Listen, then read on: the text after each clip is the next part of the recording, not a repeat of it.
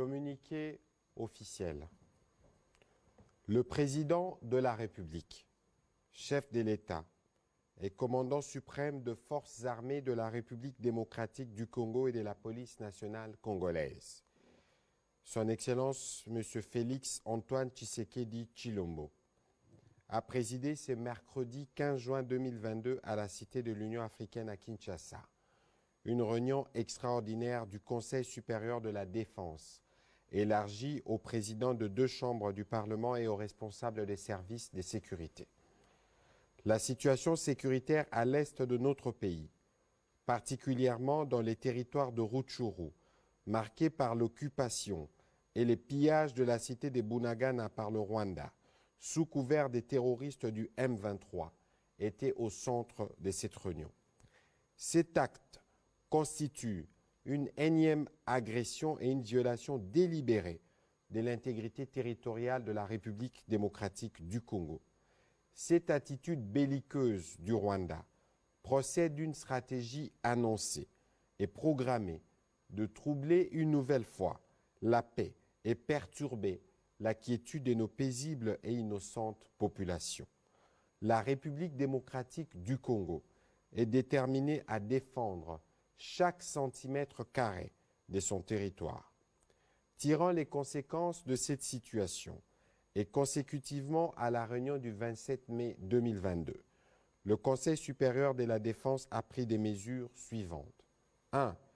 L'exigence faite au Rwanda de procéder au retrait immédiat de ses troupes sous couvert du groupe terroriste M23 du sol congolais.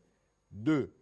La demande formulée au gouvernement de la République démocratique du Congo de suspendre tous les protocoles d'accord, accords et conventions conclus avec le Rwanda.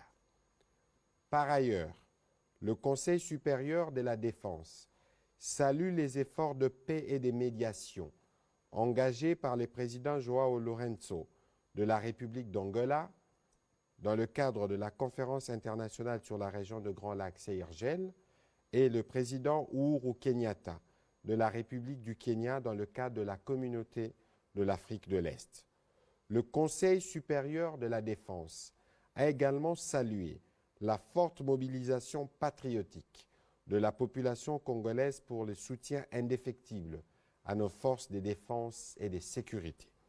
Il a en outre chargé les vice-premiers ministres, ministres de l'Intérieur, Sécurité, Décentralisation et Affaires coutumières et le commissaire général de la police nationale congolaise à prendre toutes les dispositions requises pour éviter la stigmatisation, la chasse à l'homme et tout autre acte de nature à troubler l'ordre public, l'unité et la cohésion nationale durant cette période.